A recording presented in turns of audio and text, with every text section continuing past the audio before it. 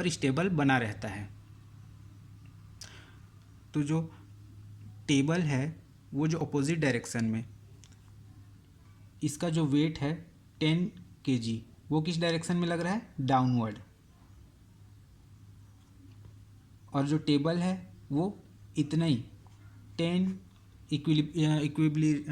Equilibrium condition में 10 kilogram का opposite direction में जस्ट हमारा टेबल भी क्या कर रहा है? फोर्स लगा रहा है। तो ये जो 10 किलो न्यूटन जो ये 10 किलोग्राम ये जो फोर्स लगा रहा है, यही क्या है? स्ट्रेस है। तो अब देखते हैं हम लोग टाइप्स ऑफ स्ट्रेस।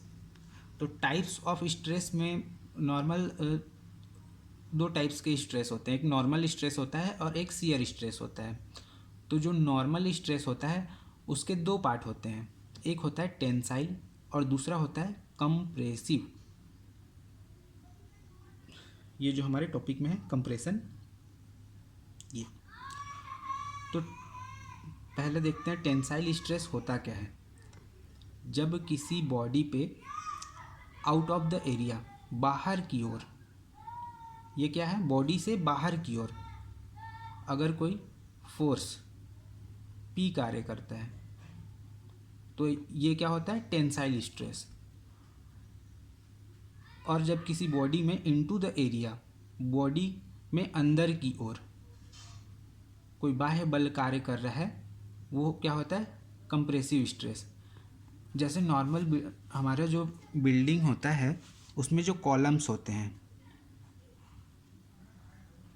ये जैसे हमारे बिल्डिंग का एक कॉलम है। अब इसके ऊपर क्या होता है? स्लेब होता है। तो स्लेब का जो वेट है, और बहुत सारे वेट होते हैं, ये वेट क्या करते हैं? इसको डाउनवर्ड फोर्स लगाते हैं, मतलब इसके बॉडी के अंदर की ओर। वो क्या होता है? कंप्रेसिव होता है। ठीक। और जो दूसरा टाइप्स होता है वो है शियर स्ट्रेस। अब इस शियर स्ट्रेस में हमारे पास एक ब्लॉक ABCD है। ठीक। इसका जो बेस है वो फिक्स्ड है, ये यहाँ से नहीं हिल सकता। और इस D पॉइंट पे एक बाह्य बल P कार्य कर रहा है। तो इसका जो डिफॉर्मेशन है A, D', C' और B, जब इस रूप में डिफॉर्मेशन होता है